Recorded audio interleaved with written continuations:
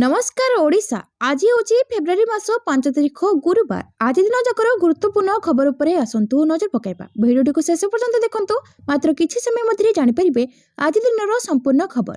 ता पूर्व चैनल नुआ थिले चैनल को सब्सक्राइब करी पाखरे थे बेल आइकन को ऑन करी रखंतु। परवर्ती खबर ए छोट भूल पाई आपनका अकाउंट को आसीबनी 2000 टंका तुरंत सारी दियंतु। प्रधानमंत्री किसान सम्मान निधि योजनार 22तम किस्ती पाई शेष तारिख पाखी आसुछि। गणमाध्यम रिपोर्ट एवं बजेट 2026 रु मिलता सूचना अनुसार प्रधानमंत्री मोदी फेब्रुआरी मासर शेष सप्ताह फेब्रुआरी 20 रु 28 तारिख मध्य एक बटन दबाई देश सारा लक्ष चाषी अकाउंट को 20,000 कोटी टंकारु अधिक टंका स्थानांतर करेंगे बोली आशा करा जाउछि। यदि आपण आगामी 48 घंटा मध्य ए तीनोटी गुरुत्वपूर्ण कार्य समाप्त न करते तेबे आपनको 2000 टंका अटकी जाय पारे।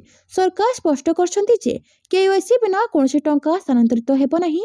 आपण पोर्टल रे जाई केवाईसी विकल्प चयन करी आपणकर आधार नंबर प्रवेश करी एवं तापरे एक ओटीपी दाखल करी निजे याको पूरण करि परिबे।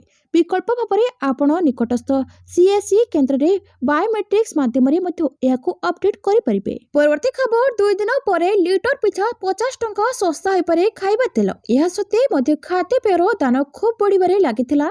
तेबे सूत्ररू जणा पड़िछि कि एबे खाइबा तेलर दाम 50 टंका किंबा 40 टंका भली कमी पारे। आपण माने जानथिबे कि जेते बेले महामारी व्यापी थिला सेते बेले आमे देखिथिलु कि यह खूब जोर से निज प्राधान्य विस्तार करथिला। तेणु करी सब देश रे किछि ना किछि काम बंद होई रहिथिला जार परिणाम रे तेल महंगा होइथिला बोली खाद्य तेल व्यवसायी महासंघर सभापति शंकर ठक्कर कहिथिले। तांको कथा अनुसार 46% विशेषित तेल को ईंधन रूपे व्यवहार करिबा पई अनुमति देछि। या पूर्वरु यह 13% जाय सीमित थिला। तेबे ईद व अन्य कारणरू इंडोनेशिया रे खूब कम तेल उत्पादन होइथिला। किछि देश रे पाणीपाग ठीक नथिला। तेबे अमेरिका एबे पुणी निष्पत्ति नेछि कि ईंधन तेल व अन्य खाइबा तेल रे केते प्रतिशत विशेषित हार रहिबो। या छडा मालयेशिया व इंडोनेशिया रे मध्य तेलर उत्पादन खूब अधिक मात्रा रे होइछि। परवर्ती खबर ओडिशा रे काराभ्यान टूरिस्ट सेवार शुभारंभ। शौचालय ठारू किचेन गाड़ी रे सब सुविधा भ्यान रे मिलिबो तारका होटेल रो मजा। ओडिशा रे अत्याधुनिक काराभ्यान टूरिस्ट सेवार शुभारंभ। धौली पर्यटन क्षेत्र 2 पर्याय काराभ्यान टूरिस्ट सेवार शुभारंभ होइछि। बीजेएफ योजना द्वारा उपमुख्यमंत्री प्रभाती परिड़ा शुभारंभ करिसेंति। पर्यटन क्षेत्र में अत्याधुनिक और आरामदायक सेवा जगाइबा एही योजनार लक्ष्य रही। राज्यर प्रमुख पर्यटन स्थली को अत्याधुनिक और आरामदायक यात्रा सेवा जगाइब काराभ्यान गाड़ी रे शौचालय ठारू शोइबा सह किचेन व्यवस्था रही। सैंड पिवेलियर्स टूर एंड ट्रैवल पक्षरु राज्य सरकार सहयोग रे यह सेवा जगाइब। ओडिशा रे हीराकुद ड्रेवरीगढ़ शिवलीपाल चिलिका भितरकनिका रे सेवा मिलिबो। सातकोशिया देवमाली भली पर्यटन क्षेत्र में सेवा उपलब्ध हेबो। परवर्ती खबर ओसेपार कड़ा निर्देश। फेब्रुआरी 15 सुधा शिशु बाटिकारु अष्टम श्रेणी जाए दियो यूनिफॉर्म। राज्यर प्राक प्राथमिक शिक्षा व्यवस्था को अधिक सुदृढ़ और आकर्षणीय करने पर ओडिशा सरकार एक गुरुत्वपूर्ण पदक्षेप ग्रहण करछंती। एणिकी सरकारी विद्यालय रे पढ़ुवा शिशु बाटिकार छात्रछात्री को मध्य मागणा पोशाक और आनुषंगिक सामग्री जगाई दिया। फेब्रुआरी 15 तारिख सुधा शिशु बाटिका सह प्रथम रु अष्टम श्रेणी पर्यंत छात्रछात्री को यूनिफॉर्म मिलिबो। एने ओडिशा विद्यालय शिक्षा कार्यक्रम प्राधिकरण पक्षरु एक चिठी जारी होइछि। तुरंत 2025-26 शिक्षा वर्ष पई पीड़ांको यूनिफॉर्म देबाको ओसेपा समस्त जिला शिक्षाधिकारी को कड़ा चेतावनी देछि। ओसेपा अतिरिक्त निर्देशिका संगीता बेहरांको पक्षरु जारी पत्र अनुसार राज्यर समस्त सरकारी और सरकारी अनुदान प्राप्त स्कूल ले पढ़ुଥିବା छात्रछात्री को यूनिफॉर्म मिलिबो। परवर्ती खबर चांदीपुर एसएफ डीआर टेक्नोलॉजी रो सफल परीक्षण कला डीआरटीओ। ओडिशा उपकूल चांदीपुर स्थित सम्मानित परीक्षण रेंज रु प्रतिरक्षा गवेषणा एवं विकास संगठन सॉलिड फ्यूएल डॉक्टरेट रामजेट प्रजुक्तिविद्या सफल परीक्षण करिछि। इस सफल परीक्षण सहित भारत उन्नत प्रजुक्तिविद्या थिबा किछि सीमित देश मध्य शामिल होइछि। परीक्षण समय समस्त प्रमुख उपप्रणाली आशा अनुसार कार्य करथिला। एथिरे nozzleless booster solid fuel ducted ramjet motor एवं फ्यूएल फ्लो कंट्रोल रो अंतर्भुक्त रहिथिला। एही मिसाइल सिस्टम रो सफल परीक्षण फल भारत दीर्घ दूरगामी एयर टू एयर क्षेपणास्त्र विकसित करिपारे सक्षम हेबो। परवर्ती खबर मार्च 6 रु प्रथम रु अष्टम श्रेणी जाए वार्षिक परीक्षा 13 जाए 2टी सिटिंग रे लिखित। आसंता मार्च 6 तारिख रु आरंभ हेबो प्रथम रु अष्टम श्रेणी जाए वार्षिक परीक्षा। प्रथम रु चतुर्थ षष्ठ रु सप्तम श्रेणी जाए समेटिव असेसमेंट 2 हेबो। पंचम और अष्टम श्रेणी पिलांकर ବାର୍ଷିକ ପରୀକ୍ଷା ହେବ। ମାର୍ଚ୍ଚ 6 ରୁ 7 ତାରିଖ ଯାଏ ମୌଖିକ ପରୀକ୍ଷା ହେବ। 7 ରୁ 13 ତାରିଖ ଯାଏ ଲିଖିତ ପରୀକ୍ଷା ହେବ। ଏନେଇ କାର୍ଯ୍ୟସୂଚୀ ଜାରି କରିଛି ଓଡ଼ିଶା ବିଦ୍ୟାଳୟ ଶିକ୍ଷା କାର୍ଯ୍ୟକ୍ରମ ପ୍ରାଧିକରଣ। ପ୍ରଥମରୁ ପଞ୍ଚମ ଶ୍ରେଣୀ ଯାଏ 6 ତାରିଖରେ ମାତୃଭାଷା, ପରିବେଶ ଓ ସାମାଜିକ ବିଜ୍ଞାନର ପରୀକ୍ଷା ହେବ। 7ରେ ଗଣିତ ପରୀକ୍ଷା ପ୍ରଥମରୁ ପଞ୍ଚମ ଶ୍ରେଣୀ ଯାଏ ହେବ। ତୃତୀୟରୁ ପଞ୍ଚମ ଶ୍ରେଣୀ ପିଲାଙ୍କର ଇଂରାଜୀରେ ମୌଖିକ ପରୀକ୍ଷା ମଧ୍ୟ ହେବ। ସେପରି 9 ତାରିଖରୁ ସକାଳ 7ଟାରୁ 9ଟାରୁ ପ୍ରଥମ ସିଟିଂ ପରୀକ୍ଷା ହେବ। ଦ୍ୱିତୀୟ ସିଟିଂ 9:30ରୁ 11:30 ମଧ୍ୟରେ ହେବ। 9 ତାରିଖରେ ପ୍ରଥମ ସିଟିଂରେ ପ୍ରଥମରୁ ଅଷ୍ଟମ ଶ୍ରେଣୀ ଯାଏ ମାତୃଭାଷା ପରୀକ୍ଷା ହେବ। ପରବର୍ତ୍ତୀ ଖବର, ବଢ଼ିବ ମହାନଦୀ ଟ୍ରିବ୍ୟୁନାଲର କାର୍ଯ୍ୟକାଳ। ବଢ଼ିବ ମହାନଦୀ ଟ୍ରିବ୍ୟୁନାଲ କାର୍ଯ୍ୟକାଳ। ଆହୁରି 9 ମାସ ବୃଦ୍ଧି କରିବାକୁ ଚିଠି ଲେଖିଲେ ରାଜ୍ୟ ସରକାର। ଏନେଇ ରାଜସ୍ୱ ମନ୍ତ୍ରୀ ସୁରେଶ ପୂଜାରୀ ସୂଚନା ଦେଇଛନ୍ତି। ସେ କହିଛନ୍ତି ଯେ ଜଳ ବିବାଦ ସମସ୍ୟାର ସମାଧାନ ସମୟ ସାପେକ୍ଷ ଆଲୋଚନା ମାଧ୍ୟମରେ ସମସ୍ୟାର ସମାଧାନ ହେବ। ମନ୍ତ୍ରୀ କହିଛନ୍ତି ଯେ ଗଣତନ୍ତ୍ର ବ୍ୟବସ୍ଥାରେ ଆଲୋଚନା ମାଧ୍ୟମରେ ସମସ୍ୟାର ସମାଧାନ ହେବ। ଆନ୍ତଃ ମନ୍ତ୍ରିସ୍ତରୀୟ କମିଟିର ଅଧ୍ୟକ୍ଷ ମୁଖ୍ୟମନ୍ତ୍ରୀଙ୍କ ସହ ଆଲୋଚନା କରିଛନ୍ତି। ଟ୍ରିବ୍ୟୁନାଲରେ ମହାନଦୀ ଜଳ ବିବାଦର ସମସ୍ୟା ସମାଧାନ ସମୟ ସାପେକ୍ଷ କଥାବାର୍ତ୍ତା ମାଧ୍ୟମରେ ସମସ୍ୟାର ସମାଧାନ କରିବ।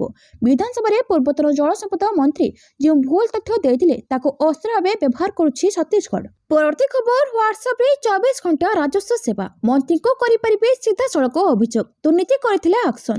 ଏଣିକି ବାରମ୍ବାର ତହସିଲ ଅଫିସ ଦୌଡ଼ିବେନି ଲୋକେ। ହ୍ୱାଟ୍ସଆପ୍ରେ ମିଳିବ ରାଜସ୍ୱ ସେବା। 24 ଘଣ୍ଟା ସେବା ଯୋଗାଇ ଦେବ ବିଭାଗ। ହ୍ୱାଟ୍ସଆପ୍ରେ ଗ୍ରହଣ କରାଯିବ ଜମି ଜମା ବାବଦରେ ସବୁ ଅଭିଯୋଗ ଓ ଆବେଦନ। ହ୍ୱାଟ୍ସଆପ୍ରେ ରାଜସ୍ୱ ମନ୍ତ୍ରୀଙ୍କୁ ସିଧାସଳଖ କରିପାରିବେ ଅଭିଯୋଗ। ଦୁର୍ନୀତି ଅଭିଯୋଗ ଆସିଲେ ବଡ଼ ଆକ୍ସନ। ସୂଚନା ଦେଲେ ରାଜସ୍ୱ ମନ୍ତ୍ରୀ ସୁରେଶ ପୂଜାରୀ। ଗୁରୁବାର 55ଟି ତହସିଲ ଅଫିସକୁ ରେଜିଷ୍ଟ୍ରି ଅଫିସରେ ରୂପାନ୍ତରିତ କରାଯିବ। ଏହା ସହ ହ୍ୱାଟ୍ସଆପ୍ ସେବାକୁ ସ୍ୱତନ୍ତ୍ର କାର୍ଯ୍ୟକ୍ରମ ମାଧ୍ୟମରେ ମୁଖ୍ୟମନ୍ତ୍ରୀ ଉନ୍ମୋଚନ କରିବେ। ଏନେଇ ରାଜସ୍ୱ ମନ୍ତ୍ରୀ ସୂଚନା ଦେଇଛନ୍ତି। ସେ କହିଛନ୍ତି ଯେ ହ୍ୱାଟ୍ସଆପ୍ ମାଧ୍ୟମରେ ରାଜସ୍ୱ ବିଭାଗ 24 ଘଣ୍ଟିଆ ସେବା ଯୋଗାଇ ଦେବ। ଜମିଜମା ବାବଦରେ ସମସ୍ତ ଅଭିଯୋଗ ଓ ଆବେଦନ ଗ୍ରହଣ କରାଯିବ। ସେପରି ଜାତୀୟ ପ୍ରମାଣପତ୍ର ସହ ରାଜସ୍ୱ ସେବାଗୁଡ଼ିକ ମିଳିବ। ଏହା ସହ ସମୟ ସୀମା ମଧ୍ୟରେ ସମସ୍ୟାର ସମାଧାନ କରାଯିବ। ପରବର୍ତ୍ତୀ ଖବର, ପଞ୍ଚାୟତ ଓ ପୌର ନିର୍ବାଚନ। 4 ଜିଲ୍ଲାର ଦାୟିତ୍ୱରେ ରହିବେ ବିଜେଡିର ଏହି ନେତା। ଆଗକୁ ପଞ୍ଚାୟତ ଓ ପୌର ନିର୍ବାଚନ। 4 ସାଂଗଠନିକ ଜିଲ୍ଲାରେ 4 ଜଣ ନେତାଙ୍କୁ ନୂଆ ଦାୟିତ୍ୱ ଦେଲେ ବିଜେଡି ସୁପ୍ରିମୋ ନବୀନ ପଟ୍ଟନାୟକ। ବ୍ୟାମକେଶ ରାୟଙ୍କୁ ଭଦ୍ରକ ଜିଲ୍ଲା ସଭାପତି ଦାୟିତ୍ୱ ମିଳିଛି। ପୂର୍ବରୁ ଜଗନ୍ନାଥ ସ୍ୱାଇଁ ଭଦ୍ରକ ଜିଲ୍ଲା ବିଜେଡି ସଭାପତି ଭାବେ ଦାୟିତ୍ୱ ତୁଲାଉଥିଲେ। ସାଂଗଠନିକ କାର୍ଯ୍ୟକ୍ରମକୁ ଦୃଷ୍ଟିରେ ରଖି ଗଞ୍ଜାମ ଜିଲ୍ଲାରେ 2 ଜଣ କାର୍ଯ୍ୟକାରୀ ଜିଲ୍ଲା ସଭାପତି ଭାବେ ନିଯୁକ୍ତି ମିଳିଛି। ସେମାନେ ହେଲେ ପୂର୍ଣ୍ଣଚନ୍ଦ୍ର ସ୍ୱାଇଁ ଓ ଭଗବାନ ଗନ୍ତାୟତ। ଗଞ୍ଜାମ ଜିଲ୍ଲା କାର୍ଯ୍ୟକାରୀ ସଭାପତି ପି ଗୌରୀଶଙ୍କରଙ୍କୁ ରାୟଗଡ଼ା କାର୍ଯ୍ୟକାରୀ ସଭାପତି ଦାୟିତ୍ୱ ଦିଆଯାଇଛି। ସେପରି ରାଇସେନ ମୁର୍ମୁଙ୍କୁ ମୟୂରଭଞ୍ଜ 2ରେ କାର୍ଯ୍ୟକାରୀ ସଭାପତି ଭାବେ ସୁପ୍ରିମ ନିଯୁକ୍ତି ଦେଇଛନ୍ତି। ପରବର୍ତ୍ତୀ ଖବର, ଛାତ୍ରଛାତ୍ରୀଙ୍କୁ ମିଳିବ ମାଗଣା ଅନଲାଇନ କୋଚିଂ। ଏସସି ଓବିସି ଆଦି ବର୍ଗଙ୍କୁ ମିଳିବ ସୁବିଧା। ଦେଶର ପଛୁଆ ବର୍ଗର ଛାତ୍ରଛାତ୍ରୀଙ୍କୁ ମାଗଣା ଅନଲାଇନ କୋଚିଂ ଦେବେ ସରକାର। ଅନୁସୂଚିତ ଜାତି, ପଛୁଆ ବର୍ଗ ଏବଂ ଆର୍ଥିକ ଅନଗ୍ରସର ଶ୍ରେଣୀର ମେଧାବୀଙ୍କୁ ଶିକ୍ଷା କ୍ଷେତ୍ରରେ ସମାନ ସୁଯୋଗ ଦେବା ପାଇଁ କେନ୍ଦ୍ର ସରକାର ଏହି ପଦକ୍ଷେପ ନେଇଛନ୍ତି। କେନ୍ଦ୍ର ସାମାଜିକ ନ୍ୟାୟ ଓ ସଶକ୍ତିକରଣ ମନ୍ତ୍ରଣାଳୟ ପକ୍ଷରୁ ଫିଜିକ୍ସୱାଲା ଫାଉଣ୍ଡେସନ ସହଭାଗିତାରେ ପ୍ରତିବର୍ଷ 5,000 ଆଶାୟୀଙ୍କୁ ମାଗଣା ଅନଲାଇନ କୋଚିଂ ପ୍ରଦାନ କରାଯିବ। ଏହି କାର୍ଯ୍ୟକ୍ରମରେ ଓଡ଼ିଶା ସମେତ ସମଗ୍ର ଭାରତର ଏସସି, ଓବିସି ଏବଂ ପିଏମ୍ କେୟାର୍ସ ଫର୍ ଚିଲଡ୍ରେନ୍ ଯୋଜନାର ହିତାଧିକାରୀ ଛାତ୍ରଛାତ୍ରୀମାନେ ଆବେଦନ କରିପାରିବେ। ଛାତ୍ରଛାତ୍ରୀଙ୍କୁ ମେଧା ଭିତ୍ତିରେ ଏକ ଉତ୍ସର୍ଗୀକୃତ ଅନଲାଇନ ପୋର୍ଟାଲ ମାଧ୍ୟମରେ ଚୟନ କରାଯିବ। ପରବର୍ତ୍ତୀ ଖବର, 21 ଲକ୍ଷର ପୁରସ୍କାର ଘୋଷିତ। ନକ୍ସଲ ସୁଖରାମ କଲା ଆତ୍ମସମର୍ପଣ। ନକ୍ସଲ ସଂଗଠନ ଏବେ ଦୁର୍ବଳ ହୋଇ ଆସୁଛି। ଜଙ୍ଗଲରୁ ନକ୍ସଲ ମୁଖ୍ୟ ସ୍ରୋତରେ ସାମିଲ ପାଇଁ ପ୍ରଚେଷ୍ଟା ଆରମ୍ଭ କରିଛନ୍ତି। ଏହି କ୍ରମରେ ମାଲକାନଗିରି ଜିଲ୍ଲା ପୋଲିସକୁ ବଡ଼ ସଫଳତା ମିଳିଛି।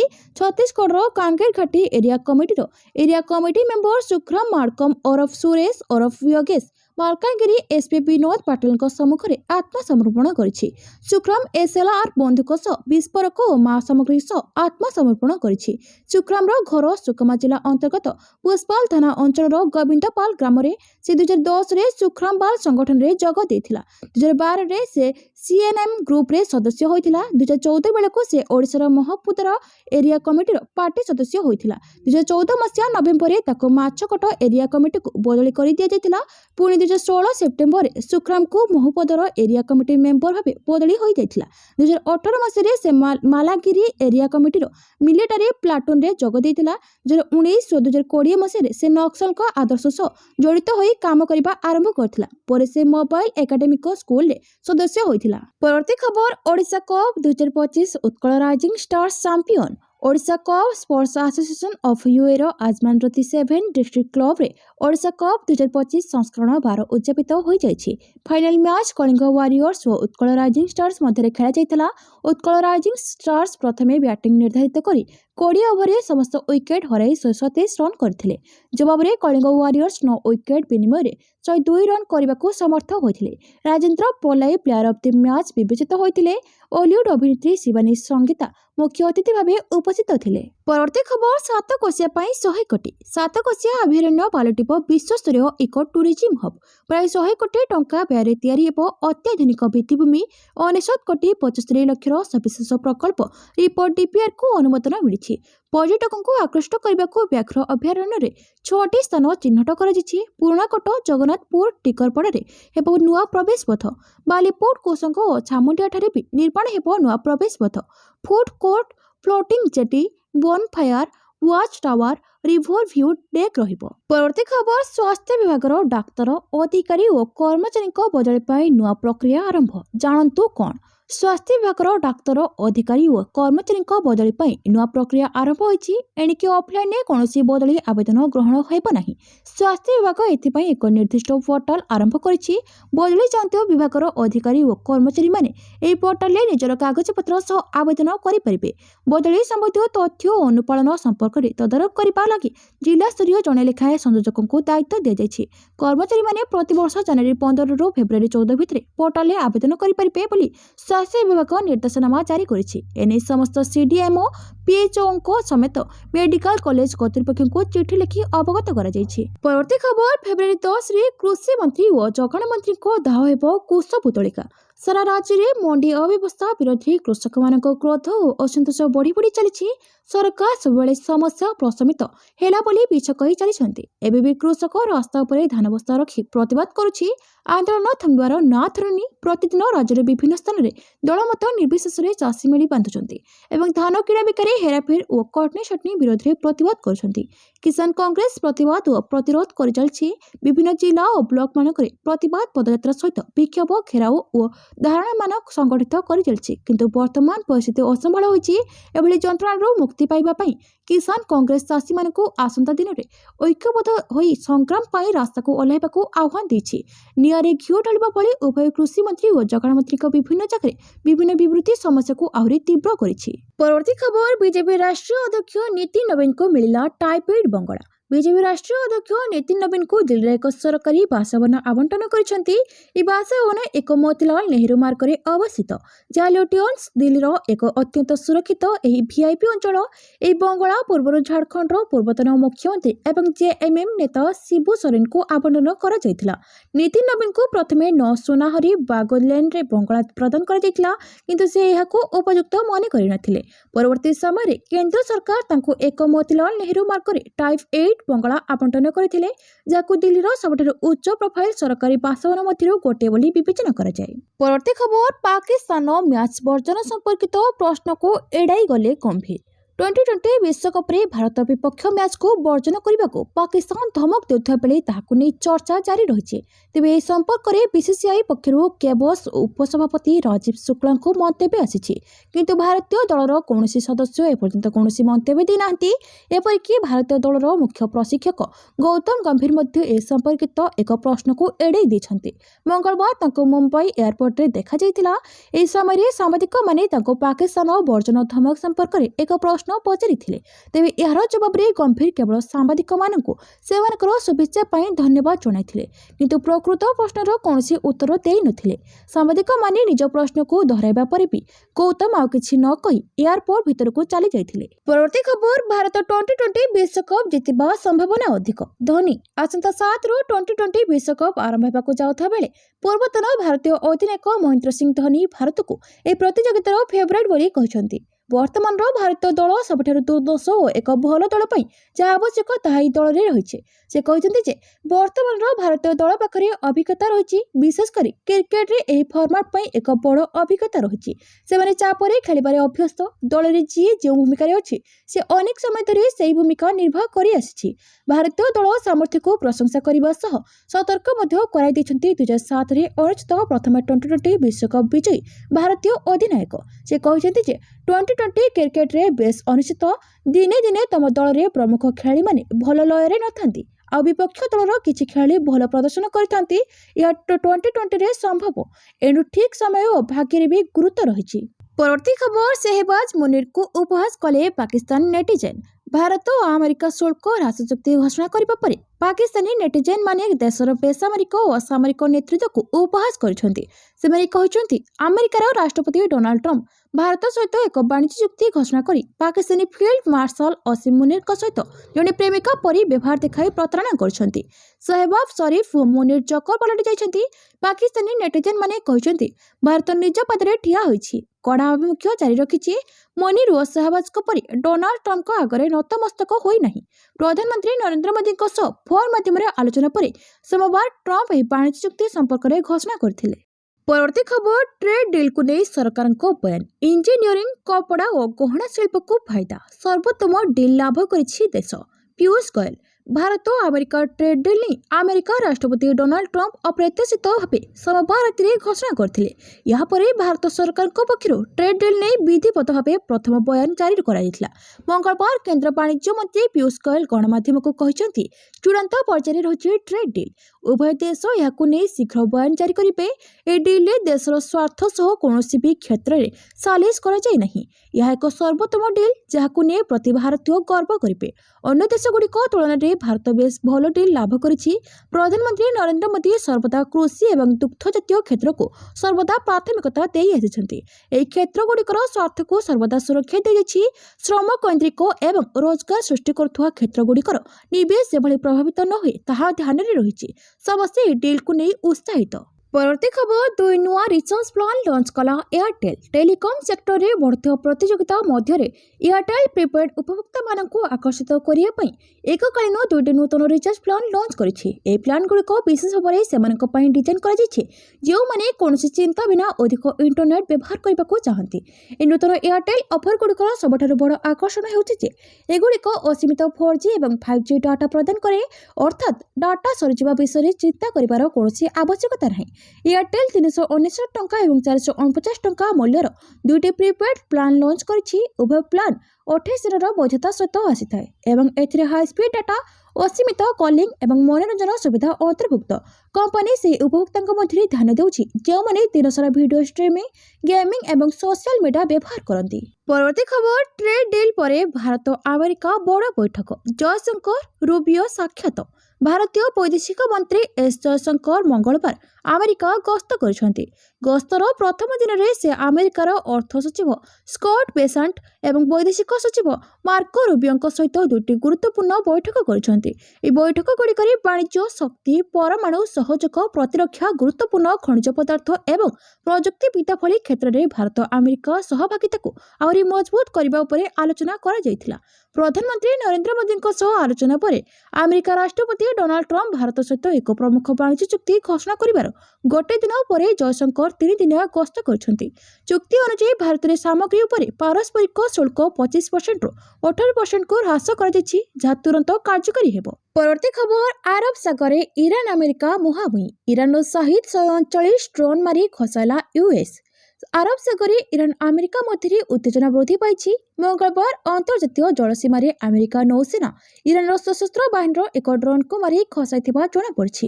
ଫାଷ୍ଟ ନ୍ୟୁଜ୍ ଏଜେନ୍ସି ରିପୋର୍ଟ କରିଛି ଯେ ଡ୍ରୋନ୍ ଇରାନ ସଂଲଗ୍ନ ଅଞ୍ଚଳରେ ସାମରିକ ଗତିବିଧିକୁ ସଫଳତାପୂର୍ବକ ତଦାରଖ କରିଥିଲା ଏବଂ ଠିକ୍ ସମୟରେ ତଥ୍ୟ ପଠାଇଥିଲା। ଜିନହୁଆ ନ୍ୟୁଜ୍ ଏଜେନ୍ସି ରିପୋର୍ଟ କରିଛି ଯେ ଏହି ଅଞ୍ଚଳର ସାମଗ୍ରିକ ତଦାରଖ ପାଇଁ ଏପରି ମିଶନକୁ ଗୁରୁତ୍ୱପୂର୍ଣ୍ଣ ବୋଲି ବର୍ଣ୍ଣନା କରାଯାଇଛି। ଇରାନର ଅର୍ଦ୍ଧ ସରକାରୀ ତସ୍ନିମ୍ ନ୍ୟୁଜ୍ ଏଜେନ୍ସିର କହିବା ଅନୁସାରେ ଇରାନର ଏକ ଡ୍ରୋନ୍ ସହିତ ସଂଯୋଗ ବିଚ୍ଛିନ୍ନ ହୋଇଯାଇଛି, ଯାହାର କାରଣ ତଦନ୍ତାଧୀନ ଏବଂ ଏହା ନିର୍ଣ୍ଣୟ ହେବା ପରେ ଘୋଷଣା କରାଯିବ। ପରବର୍ତ୍ତୀ ଖବର ଶୁଳ୍କ ଶୂନ୍ୟ ହେବ ବାଦାମ, ମଦ, ପନିପରିବା ଭଳି ସାମଗ୍ରୀ। ଭାରତ ଆମେରିକା ମଧ୍ୟରେ ଐତିହାସିକ ଚୁକ୍ତି ପରେ ଏହାକୁ ନେଇ ରାଜନୀତି ଜୋର ଧରିଛି। ଏହି ଚୁକ୍ତି ପରେ ବିରୋଧୀ ମୋଦି ସରକାରଙ୍କୁ ସମାଲୋଚନା କରିଛନ୍ତି। ଟ୍ରେଡ୍ ଚୁକ୍ତିକୁ ନେଇ ଅନେକ ପ୍ରଶ୍ନ ମଧ୍ୟ ଉଠାଯାଇଛି। ଏସବୁ ଭିତରେ କିନ୍ତୁ ଆମେରିକାର ଆଭିମୁଖ୍ୟ ସମସ୍ତ ପ୍ରଶ୍ନରେ ପୂର୍ଣ୍ଣଚ୍ଛେଦ ପକାଇ ଦେଇଛି। ଆମେରିକା ରାଷ୍ଟ୍ରପତି ଡୋନାଲ୍ଡ ଟ୍ରମ୍ପ ଭାରତ ଆମେରିକା ବାଣିଜ୍ୟ ଚୁକ୍ତିକୁ ନେଇ ଟ୍ରୁଥ୍ ସୋସିଆଲରେ ଅନେକ ଦାବି କରିଥିବା ବେଳେ ଆମେରିକାର ବାଣିଜ୍ୟ ପ୍ରତିନିଧି ଜେମସନ୍ ଗ୍ରିଅର୍ ମଙ୍ଗଳବାର ଦିନ ଏକ୍ସରେ ଏକ ପୋଷ୍ଟ କରିଛନ୍ତି ଯେଉଁଥିରେ ସ୍ପଷ୍ଟ ଭାବେ ଲେଖାଯାଇଛି ଯେ ଭାରତ ଆମେରିକୀୟ କୃଷି ଉତ୍ପାଦ ଉପରେ ଶୁଳ୍କକୁ ଶୂନ୍ୟ କରିବ। ରାଷ୍ଟ୍ରପତି ଟ୍ରମ୍ପଙ୍କ ଭାରତ ସହିତ ଐତିହାସିକ ଚୁକ୍ତି ଆମେରିକୀୟ ଚାଷୀ ଓ ଉତ୍ପାଦକମାନଙ୍କୁ ଭାରତୀୟ ବଜାରରେ ପ୍ରବେଶ କରାଇବାର ସହାୟକ ହେବ।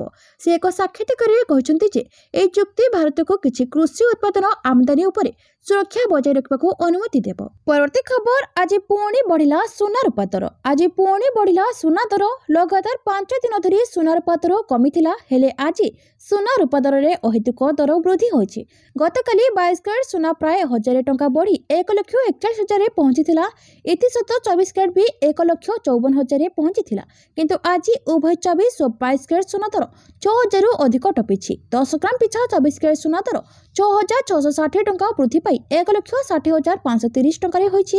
ଯେପରି 22 କ୍ୟାରେଟ୍ ସୁନାର ଦର 6,050 ଟଙ୍କା ବଢ଼ି 1,47,150 ଟଙ୍କାରେ ପହଞ୍ଚିଛି। ସେପରି ରୂପା କେଜି ପିଛା 20,000 ଟଙ୍କା ବଢ଼ି 3,20,000 ଟଙ୍କାରେ ପହଞ୍ଚିଛି। ପରବର୍ତ୍ତୀ ଖବର, +2 ପରୀକ୍ଷା ପାଇଁ ପ୍ରକାଶ ପାଇଲା ନିୟମାବଳୀ। ଉଚ୍ଚ ମାଧ୍ୟମିକ ଶିକ୍ଷା ପରିଷଦ ଦ୍ୱାରା ପରିଚାଳିତ +2 ପରୀକ୍ଷା ପାଇଁ ନିୟମାବଳୀ ପ୍ରକାଶ ପାଇଛି। ଆସନ୍ତା 18ରୁ ଆରମ୍ଭ ହେବ ଯୁକ୍ତ 2 ଥିଓରି ପରୀକ୍ଷା। ସବୁ ପରୀକ୍ଷା କେନ୍ଦ୍ରରେ ସିସିଟିଭି ଲାଗିଛି। ମାତ୍ର ପରୀକ୍ଷା କେନ୍ଦ୍ର ଭିତରକୁ ମୋବାଇଲ ସମେତ ଅନ୍ୟ ବୈଦ୍ୟୁତିକ ସରଞ୍ଜାମ ଉପରେ ଲାଗିଛି ରକ୍। ପରୀକ୍ଷାର୍ଥୀ ପ୍ରବେଶ ପତ୍ର ଦେଖାଇ ପରୀକ୍ଷା କେନ୍ଦ୍ରକୁ ଯାଇପାରିବେ। ଚଳିତ ଥର ପରୀକ୍ଷାର୍ଥୀଙ୍କୁ ଗୋଟିଏ ଉତ୍ତର ଖାତା ମିଳିବ। 32 ପୃଷ୍ଠା ବିଶିଷ୍ଟ ରହିବ ଉତ୍ତର ଖାତା। ପରୀକ୍ଷାର୍ଥୀଙ୍କୁ ଅତିରିକ୍ତ ଉତ୍ତର ଖାତା ବା ଆଡିସନାଲ ପେପର ଦିଆଯିବ ନାହିଁ। ପରୀକ୍ଷାରେ 15 ମିନିଟ୍ ପୂର୍ବରୁ ପରୀକ୍ଷାର୍ଥୀ କେନ୍ଦ୍ର ଭିତରେ ପ୍ରବେଶ କରିପାରିବେ। ପରୀକ୍ଷା ଆରମ୍ଭର ଅଧଘଣ୍ଟା ପରେ କୌଣସି ବି ପରୀକ୍ଷାର୍ଥୀଙ୍କୁ କେନ୍ଦ୍ର ଭିତରକୁ ପ୍ରବେଶ ସୁଯୋଗ ମିଳିବନି। ଚଳିତ ଥର 4 ସେଟ୍ରେ ପ୍ରଶ୍ନପତ୍ର ହେବ।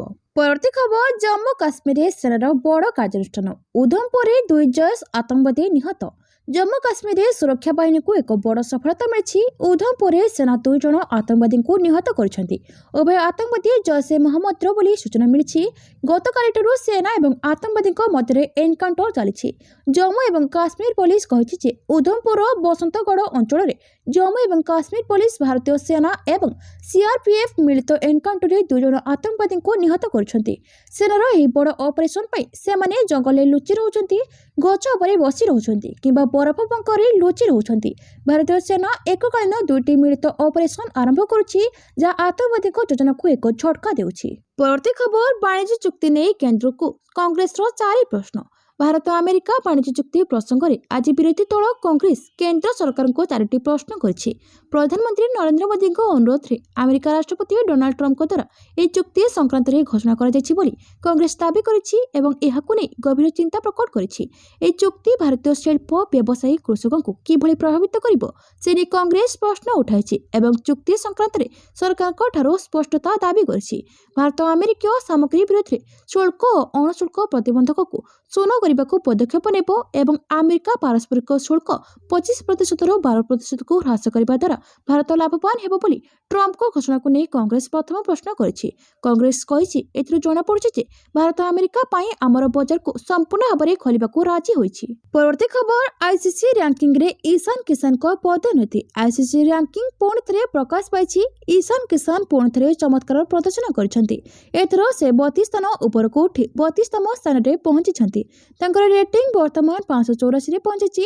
ନ୍ୟୁଜିଲାଣ୍ଡ ବିପକ୍ଷ ଅନ୍ତିମ ଟି20ରେ କିଶାନଙ୍କ ବିସ୍ଫୋରକ ଶତକ ଫଳପ୍ରଦ ହେଉଥିବା ପରି ମନେ ହେଉଛି। ସେ ଦୀର୍ଘ ସମୟ ପରେ ଟିମ୍ ଇଣ୍ଡିଆକୁ ଫେରିଛନ୍ତି ଏବଂ ଏହି ସୁଯୋଗର ପୂର୍ଣ୍ଣ ଲାଭ ଉଠାଇଛନ୍ତି। 2026 ମସିହାରେ ଆଇସିସି ଟି20 ବିଶ୍ୱକପ୍ ପୂର୍ବରୁ ନୂତନ ଟି20 ର୍ୟାଙ୍କିଙ୍ଗ ପ୍ରକାଶ ପାଇଛି। ଅଭିଷେକ ଶର୍ମା ତାଙ୍କର ପ୍ରଥମ ସ୍ଥାନ ବଜାୟ ରଖିଛନ୍ତି। ତାଙ୍କର ରେଟିଂ ଗତ ସପ୍ତାହରେ 929 ଥିଲା, ଯାହା ଏବେ 970ରେ ପହଞ୍ଚିଛି। ତଥାପି ତାଙ୍କୁ ଏପର୍ଯ୍ୟନ୍ତ କୌଣସି ଚ୍ୟାଲେଞ୍ଜର ସମ୍ମୁଖୀନ ହେବାକୁ ପଡ଼ୁନାହିଁ। ଫିଲ୍ ସଲ୍ଟ 834 ରେଟିଂ ସହିତ ଦ୍ୱିତୀୟ ସ୍ଥାନରେ ଅଛନ୍ତି। ଏହାର ଅର୍ଥ ହେଉଛି ପ୍ରଥମ ଏବଂ ଦ୍ୱିତୀୟ ସ୍ଥାନ ମଧ୍ୟରେ ବ୍ୟବଧାନ ରହିଛି। ଏହା ଏବେ ନିଶ୍ଚିତ ହୋଇଛି ଯେ ଅଭିଷେକ ଶର୍ମା ଟି20 ବିଶ୍ୱକପ୍ରେ ନମ୍ବର 1ରେ ଟି20 ବ୍ୟାଟ୍ସମ୍ୟାନ୍ ଭାବରେ ପ୍ରବେଶ କରିବେ। ପରବର୍ତ୍ତୀ ଖବର, ସୁପ୍ରିମକୋର୍ଟରେ ଏସ୍ଆଇଆର୍ ଶୁଣାଣି। ମମତା କହିଲେ ପଶ୍ଚିମବଙ୍ଗ ପ୍ରତି ଅନ୍ୟାୟ ହୋଇଛି। ସୁପ୍ରିମକୋର୍ଟ ପଶ୍ଚିମବଙ୍ଗରେ ଏସ୍ଆଇଆର୍ ମାମଲାର ଶୁଣାଣି କରିଛନ୍ତି। ସମସ୍ତଙ୍କ ନଜର ରାଜ୍ୟର ମୁଖ୍ୟମନ୍ତ୍ରୀ ମମତା ବାନାର୍ଜୀଙ୍କ ଉପରେ ଥିଲା। ସେ ମଧ୍ୟ ଉପସ୍ଥିତ ଥିଲେ। ମମତା ବାନାର୍ଜୀ କହିବା ପାଇଁ ଅନୁମତି ମାଗି ପଚାରିଲେ, ମୁଁ କହିପାରିବି କି କୌଣସି ସ୍ଥାନରେ ନ୍ୟାୟ ମିଳୁନାହିଁ। ଆମେ ସମ୍ପୂର୍ଣ୍ଣ ବିବରଣୀ ସହିତ ନିର୍ବାଚନ କମିଶନକୁ 6 ଥର ଚିଠି ଲିଖିଛୁ। ମୁଁ ଏକ ସାଧାରଣ ପରିବାରରୁ ଆସିଛି। ନ୍ୟାୟ ମୋ ପାଇଁ କାନ୍ଦୁଛି। ଏହି ଯୁକ୍ତିଗୁଡ଼ିକ ଉପରେ ସୁପ୍ରିମକୋର୍ଟ ନିର୍ବାଚନ କମିଶନଙ୍କଠାରୁ ଜବାବ ମାଗିଛନ୍ତି। ପରବର୍ତ୍ତୀ ଶୁଣାଣି ଏବେ ଫେବୃଆରୀ 9 ତାରିଖରେ ହେବ। ଶୁଣାଣି ସମୟରେ ମମତା ବାନାର୍ଜୀ କୋର୍ଟକୁ କହିଥିଲେ ଯେ ଏସ୍ଆଇଆର୍ର ଉଦ୍ଦେଶ୍ୟ ଭୋଟ ଡିଲିଟ୍ କରିବା, ଯୋଡ଼ିବା ନୁହେଁ।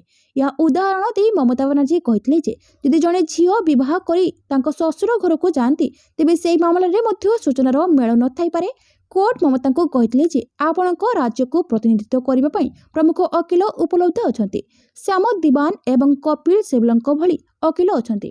କୋର୍ଟ କହିଛନ୍ତି ଯେ ଆମେ ସମାଧାନ ଖୋଜିବା ପାଇଁ ଯଥାସମ୍ଭବ ଚେଷ୍ଟା କରିବୁ ଏବଂ ନିଶ୍ଚିତ କରିବୁ ଯେ କୌଣସି ନିର୍ଦ୍ଦୋଷ ବ୍ୟକ୍ତିଙ୍କ ନାମ ଭୋଟର ତାଲିକାରୁ ବାଦ୍ ନ ପଡ଼େ। ପରବର୍ତ୍ତୀ ଖବର, ମୋଦିଙ୍କ ଲୋକପ୍ରିୟ କାର୍ଯ୍ୟକ୍ରମ ପରୀକ୍ଷା ପେ ଚର୍ଚ୍ଚାର ନବମ ସଂସ୍କରଣ 6ରେ ପରୀକ୍ଷାର୍ଥୀଙ୍କୁ ପରୀକ୍ଷା ଚାପରୁ ବାହାର କରିବା ଏବଂ ସେମାନଙ୍କୁ ସକାରାତ୍ମକ ବିଚାର ସହ ଆଗକୁ ବଢ଼ିବା ଲାଗି ପ୍ରେରିତ କରିବା ଲାଗି ଉଦ୍ଦିଷ୍ଟ ପ୍ରଧାନମନ୍ତ୍ରୀ ନରେନ୍ଦ୍ର ମୋଦିଙ୍କ ଲୋକପ୍ରିୟ କାର୍ଯ୍ୟକ୍ରମ ପରୀକ୍ଷା ପେ ଚର୍ଚ୍ଚାର ନବମ ସଂସ୍କରଣ ଆସୁଛି। ଆସନ୍ତା 6 ତାରିଖ ସକାଳ 10ଟାରେ ସାରା ଦେଶର ଛାତ୍ରଛାତ୍ରୀ, ଶିକ୍ଷକ, ଶିକ୍ଷୟିତ୍ରୀ ଏବଂ ଅଭିଭାବକଙ୍କ ସହ ମୋଦି ସିଧାସଳଖ ଆଲୋଚନା କରିବେ। ଏନେଇ ମୋଦି ତାଙ୍କ ଏକ୍ସ ଆକାଉଣ୍ଟ ଜରିଆରେ ସୂଚନା ଦେଇଛନ୍ତି। ମୋଦି ଲେଖିଛନ୍ତି, ପରୀକ୍ଷା ପାଖେଇ ଆସୁଥିବା ବେଳେ ପରୀକ୍ଷା ପେ ଚର୍ଚ୍ଚା ବି ପୁଣି ଫେରିଛି। ଏଥର ଦେବମୋଗ୍ର, କୋଏମ୍ବାଟୁର, ରାୟପୁର, ଗୁହାଟୀ ଏବଂ ଦିଲ୍ଲୀ ସ୍ଥିତ 7 ଲୋକ କଲ୍ୟାଣ ମାର୍ଗରେ ପରୀକ୍ଷା ଯୋଦ୍ଧାଙ୍କ ସହ ଆଲୋଚନା ହୋଇଥିଲା। ନିଜ ଯୁବସାଥୀଙ୍କ ସହ ସିଧାସଳଖ ଆଲୋଚନା କରିବା ଏବଂ ଚିନ୍ତାମୁକ୍ତ ପରୀକ୍ଷା ଓ ଅନ୍ୟ ପ୍ରସଙ୍ଗ ଉପରେ ଚର୍ଚ୍ଚା ବେଶ୍ ଭଲ ଲାଗେ। ଫେବୃଆରୀ 6ରେ ପିପିସି ଏପିସୋଡ ଦେଖନ୍ତୁ। ପରବର୍ତ୍ତୀ ଖବର, ଜାପାନରେ ତାଣ୍ଡବ ରଚିଛି ତୁଷାରପାତ, ଭାଙ୍ଗିଲା 40 ବର୍ଷର ରେକର୍ଡ, 35 ମୃତ। ଜାପାନ ଉତ୍ତର ଭାଗରେ ପ୍ରକୃତି ତାଣ୍ଡବ ରଚିଛି। ଗତ 2 ସପ୍ତାହ ଧରି ପ୍ରବଳ ତୁଷାରପାତ ସମଗ୍ର ସହରକୁ ଧଳା ମୃତ୍ୟୁର ଚାଦରରେ ଘୋଡ଼ାଇ ଦେଇଛି। ଜାପାନୀ କର୍ତ୍ତୃପକ୍ଷଙ୍କ ସୂଚନା ଅନୁଯାୟୀ ତୁଷାରପାତ ଯୋଗୁଁ ଏପର୍ଯ୍ୟନ୍ତ 35 ଜଣଙ୍କ ଜୀବନ ଯାଇଛି। ମୃତକଙ୍କ ମଧ୍ୟରେ ଅଧିକାଂଶ ଲୋକଙ୍କର ଛାତରୁ ବରଫ ହଟାଇବା ସମୟରେ ଖସିପଡ଼ି ମୃତ୍ୟୁ ହୋଇଥିବା ବେଳେ କେତେକର ହଠାତ୍ ହୃଦଘାତର ଶିକାର ହୋଇ ଜୀବନ ଯାଇଛି। ଅଧିକାରୀଙ୍କ ଅନୁଯାୟୀ ବୁଧବାର ସୁଦ୍ଧା ଜାପାନର 15ଟି ପ୍ରାନ୍ତ ଏହି ବିପର୍ଯ୍ୟୟ ଦ୍ୱାରା ଗୁରୁତର ଭାବରେ ପ୍ରଭାବିତ ହୋଇଛି। କିଛି ଅଞ୍ଚଳରେ 2 ମିଟର ପର୍ଯ୍ୟନ୍ତ ବରଫ ଆଚ୍ଛାଦିତ ହୋଇଛି। ଜାପାନ ପ୍ରମୁଖ ଧାନ ଉତ୍ପାଦନକାରୀ ଅଞ୍ଚଳ ନିଗାତା ପ୍ରାନ୍ତର ପରିସ୍ଥିତି ସବୁଠାରୁ ଗମ୍ଭୀର ରହିଛି। ସେଠାରେ 12 ଜଣଙ୍କ ମୃତ୍ୟୁ ରେକର୍ଡ କରାଯାଇଛି। ପରବର୍ତ୍ତୀ ଖବର, 2027 ବିଶ୍ୱକପ୍ ଦଳରେ ରୋହିତ, ବିରାଟଙ୍କୁ ସାମିଲ କରିବା ସପକ୍ଷରେ ଧୋନି। ଭାରତୀୟ କ୍ରିକେଟ 2 ମହାରଥୀ ବିରାଟ କୋହଲି ଓ ରୋହିତ ଶର୍ମା ଏବେ ନିଜ କ୍ୟାରିୟରର ଶେଷ ପର୍ଯ୍ୟାୟରେ ପହଞ୍ଚିଥିଲେ ବି ଏବେ ବି ଦିନିକିଆରୁ ଅବସର ନେଇନାହାନ୍ତି। ଏଥିରୁ ଅନୁମାନ କରାଯାଉଛି ଯେ ଉଭୟ 2027 ଦିନିକିଆ ବିଶ୍ୱକପ୍ ଖେଳିବାକୁ ଆଶାବାଦୀ ଅଛନ୍ତି। ଗତକାଲି ରୋହିତ କହିଥିଲେ ଯେ ସେ ଭାରତ ପାଇଁ ମ୍ୟାଚ୍ ଓ ଟ୍ରଫି ଜିତିବା ଅବ୍ୟାହତ ରଖିବେ। ଏବେ ପୂର୍ବତନ ଅଧିନାୟକ ମହେନ୍ଦ୍ର ସିଂ ଧୋନି ଉଭୟଙ୍କୁ ବିଶ୍ୱକପ୍ ଦଳରେ ସାମିଲ କରାଯିବାକୁ ସମର୍ଥନ କରିବା ପରେ ଏନେଇ ଚର୍ଚ୍ଚା ଆରମ୍ଭ ହୋଇଯାଇଛି। ପରବର୍ତ୍ତୀ ଖବର, ରାଜ୍ୟରେ ସାଂଘାତିକ ଭାବେ ବଢ଼ୁଛି କ୍ୟାନ୍ସର ରୋଗୀଙ୍କ ସଂଖ୍ୟା। ଦିନକୁ ଦିନ କ୍ୟାନ୍ସର ହଟସ୍ପଟ୍ ବନୁଛି ଓଡ଼ିଶା। ବିଶ୍ୱର କ୍ୟାନ୍ସର ଦିବସରେ ଓଡ଼ିଶାକୁ ନେଇ ଆସିଥିବା ତଥ୍ୟ ଅନୁସାରେ ରାଜ୍ୟରେ ବର୍ଷକୁ ବାହାରୁଛନ୍ତି 55,000 କ୍ୟାନ୍ସର ରୋଗୀ। 2025-26 ବର୍ଷରେ ରାଜ୍ୟରେ ସର୍ବାଧିକ ମୁଖଗହ୍ୱର କର୍କଟ ଚିହ୍ନଟ ହେଉଛନ୍ତି। 2025-26 ଜାନୁଆରୀ ସୁଦ୍ଧା ରାଜ୍ୟରେ 23,131 ଜଣ କ୍ୟାନ୍ସର ରୋଗୀ ଚିହ୍ନଟ ହୋଇଛନ୍ତି। ତଥ୍ୟ ମୁତାବକ ସବୁଠୁ ଅଧିକ କ୍ୟାନ୍ସର ରୋଗୀ କଟକରୁ ଚିହ୍ନଟ ହୋଇଛନ୍ତି। କଟକରୁ 4,779 ରୋଗୀ ରହିଛନ୍ତି। ସେହିପରି କେନ୍ଦ୍ରାପଡ଼ା ଜିଲ୍ଲାରେ 1,878, ଯାଜପୁରରେ 1,153, ଜଗତସିଂହପୁରରେ 1,822, ବାଲେଶ୍ୱରରେ 1,546 ଓ ଭଦ୍ରକରେ 1,432 ଜଣ ରୋଗୀ ଚିହ୍ନଟ ହୋଇଛନ୍ତି। ରାଜ୍ୟରେ ଡାଇଗ୍ନୋସିସ୍ ସେବାର ପ୍ରଥମ ବର୍ଷରେ 60% ଅର୍ଥାତ୍ 35,000 କ୍ୟାନ୍ସର ରୋଗୀ ମୃତ୍ୟୁବରଣ କରୁଛନ୍ତି। ଏହି 60% ମୃତ୍ୟୁକୁ କମାଇବା ପାଇଁ ସରକାର ଚାହୁଁଛନ୍ତି। କ୍ୟାନ୍ସର ଭଳି ରୋଗକୁ କିଭଳି ଭାବରେ ଜଲ୍ଦି ଚିହ୍ନଟ କରାଯିବ ସେ ନେଇ ଗାଁ ଗାଁ ବୁଲି ସଚେତନତା କରିବେ ଏସ୍ଏଚ୍ଜି ଗ୍ରୁପ୍ ବୋଲି ସରକାରଙ୍କ ପକ୍ଷରୁ ନିର୍ଦ୍ଦେଶ ରହିଛି। ପରବର୍ତ୍ତୀ ଖବର, ମହାମହିମ ରାଷ୍ଟ୍ରପତିଙ୍କ ଦ୍ୱାରା ଉନ୍ନୟନ ପ୍ରକଳ୍ପର ଉଦ୍ଘାଟନ ଏବଂ ଭିତ୍ତିପ୍ରସ୍ତର ସ୍ଥାପନ ଅବସରରେ ମାନ୍ୟବର ମୁଖ୍ୟମନ୍ତ୍ରୀଙ୍କ ଅଭିଭାଷଣ। ମୟୂରଭଞ୍ଜ ଜିଲ୍ଲାର ପ୍ରାଣକେନ୍ଦ୍ର ରାଇରଙ୍ଗପୁର ତଥା ଭାରତର ମହାମହିମ ରାଷ୍ଟ୍ରପତିଙ୍କ ଜନ୍ମମାଟି ଓ ପ୍ରଥମ କର୍ମଭୂମିରେ ରାଷ୍ଟ୍ରପତିଙ୍କୁ ସ୍ୱାଗତ କରିବା ମୋ ପାଇଁ ଏକ ଗର୍ବ ଓ ଗୌରବର ବିଷୟ। ଗତ ନଭେମ୍ବର 27 ତାରିଖରେ ମୋ ସହିତ ଓଡ଼ିଶାର ସମସ୍ତ ମନ୍ତ୍ରୀ ଓ ବିଧାୟକମାନେ ମହାମହିମ ରାଷ୍ଟ୍ରପତିଙ୍କୁ ରାଜ୍ୟ ବିଧାନସଭାରେ ସ୍ୱାଗତ କରିଥିଲୁ। ରାଷ୍ଟ୍ରପତି ଆମ ଭଳି ଜନପ୍ରତିନିଧିମାନଙ୍କୁ ଆମର ଦାୟିତ୍ୱ ଓ କର୍ତ୍ତବ୍ୟ ସମ୍ପର୍କରେ ମାର୍ଗଦର୍ଶନ କରିଥିଲେ। ଆଜି ପୁଣି ତାଙ୍କୁ ସ୍ୱାଗତ କରିବାର ସୁଯୋଗ ମିଳିଛି। ତାଙ୍କର ଉପସ୍ଥିତି ଏହି ଅବସରକୁ ଐତିହାସିକ କରିଛି ଏବଂ ଏହି ଅଞ୍ଚଳର ଲୋକଙ୍କ ପାଇଁ ପ୍ରେରଣାଦାୟକ ସାଜିଛି। ଓଡ଼ିଶା ସରକାର ଏବଂ ରାଜ୍ୟବାସୀଙ୍କ ପକ୍ଷରୁ ମୁଁ ତାଙ୍କୁ ହାର୍ଦ୍ଦିକ ଶୁଭେଚ୍ଛା ଏବଂ ଆନ୍ତରିକ କୃତଜ୍ଞତା ଜଣାଉଛି। ବନ୍ଧୁଗଣ, ଆଜି ମୟୂରଭଞ୍ଜ ପାଇଁ ଏକ ଐତିହାସିକ ଦିନ। ଏଠାରେ ବହୁବିଧ ଉନ୍ନୟନ ପ୍ରକଳ୍ପର ଉଦ୍ଘାଟନ ଏବଂ ଭିତ୍ତିପ୍ରସ୍ତର ସ୍ଥାପନ ହେଉଛି। ମୟୂରଭଞ୍ଜ ତଥା ସାରା ଓଡ଼ିଶାର ନିରନ୍ତର ବିକାଶ ପ୍ରତି ଏହି ପ୍ରକଳ୍ପଗୁଡ଼ିକ ହେଉଛି କେନ୍ଦ୍ର ସରକାର ଏବଂ ରାଜ୍ୟ ସରକାରଙ୍କ ମିଳିତ ପ୍ରତିବଦ୍ଧତାର ପ୍ରତିଫଳନ। ପରବର୍ତ୍ତୀ ଖବର, ପିଲାଙ୍କୁ ପୋଷାକ ଦେବାକୁ ଟଙ୍କା ଦେଇଥିଲେ ମୁଖ୍ୟମନ୍ତ୍ରୀ, ପୋଷାକ ବାଣ୍ଟି ପାରିଲାନି ଗଣଶିକ୍ଷା ବିଭାଗ। राज्यर हजार हजार स्कूल पिलांको पोशाक मिल नथिबा खबर आमे बारंबार देखाई आसुछु। तेबे खाली स्कूल नुहे शिशु बाटिकारे पाठ पढ़ुवा कुनि कुनि पिलांको भी ए जाई पोशाक मिलिनी। आउ शिक्षा वर्ष शेष हेबाको जाउथे बेले ए विभागर निद भांगिछि। जा विभागीय मंत्री सचिव निर्देशक और शिक्षाधारी आभिमुख्यकु नहीं प्रश्नवाची सृष्टि करछि। स्कूल पिलांको पोशाक बांटिबाकू प्राय वर्षक तळु बजेटर व्यवस्था करथिले मोहन सरकार, किंतु विडंबनार विषय नुआ बजेट आसिबाकू जाउथे बेले भी एपर्यंत पोशाक बंटा सरीनी। केन्द्रापड़ा जिलार पौरपालिका और ब्लॉकर जड़े भी हेले पिलाको पोशाक बंटा न जिबा खबर को नहीं हईचई लगी रही बेले एबे सामना को आसी गणशिक्षा विभाग आउ एक खामखियाली मनोभाव। शिशु बाटिकार पाठ पढ़ुवा कुनि कुनि पिलांको भी एजाए मिलिनी पोशाक, जो घर पिंधा पोशाक पिंधि पाठ पढ़ा आसुच्च बहु छात्र छात्री। ओसेबार यह चिठी खोली देछि शिशु बाटिका पोशाक बंटार गुमर। शिक्षा वर्ष सरिबाकू जाउथा बेले ओसेवा पक्षरु आसंता 15 तारिख सुधा पोशाक बांटिबाकू निर्देश दिया। शिक्षा विभागर एभली कार्य को निंदा करछि अभिभावक महासंघ। परवर्ती खबर मुख्य शासन सचिवଙ୍କ अध्यक्षतार लिंगराज महाप्रभुଙ୍କ रीतिनीति नहीं आलोचना। जागर समय श्रृंखलित दर्शन उपरे गुरुत्व अजित भिड़ रोकवाकू प्रस्तुत हेब स्वतंत्र रोडमैप। दक्ष अधिकारी को दियाजिब अतिरिक्त दायित्व।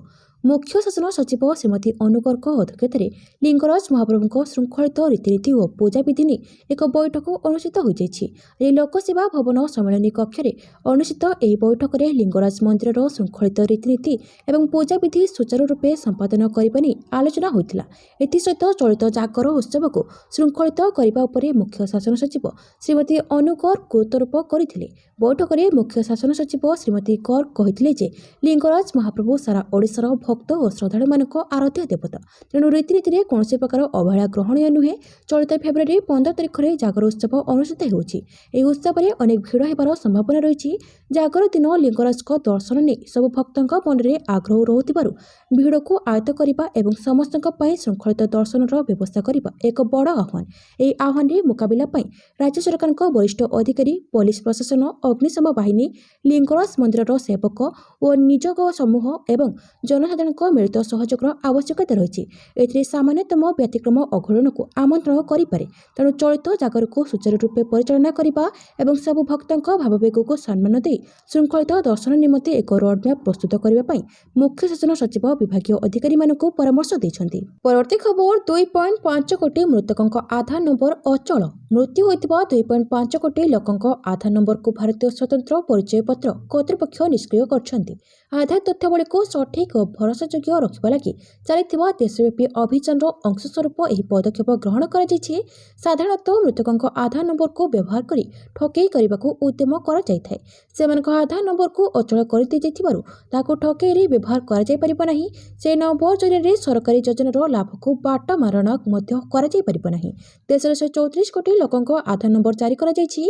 यह ହେଉଛି विश्वर सर्वबृहत बायोमेट्रिक परिचय व्यवस्था।